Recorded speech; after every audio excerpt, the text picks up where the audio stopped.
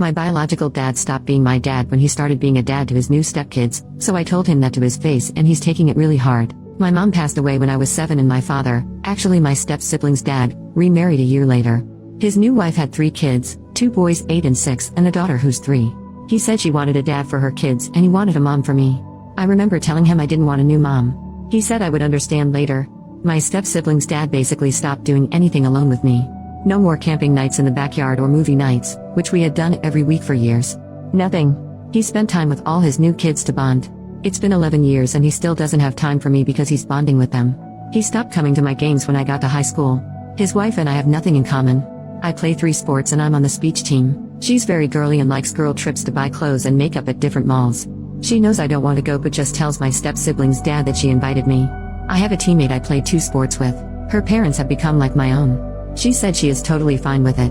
I've made sure all the time because I don't want to take someone else's parents. But she's always the one to invite me over and brings her parents to my swim meets because she knows no one will be there for me. She invited me to go shopping for Father's Day gifts, and says they're from both of us. Her parents get me holiday gifts and say I'm always welcome. On senior night at basketball, I told her my step-sibling's dad isn't going to walk me around the floor because he doesn't even come to games. She asked her dad to walk both of us and he was happy to. In a small town, that made the paper because they thought it was sweet. My step-sibling's dad flipped out and took us all to therapy. He asked why he hadn't been asked. I said because he didn't come to games. He said he didn't know I played basketball anymore.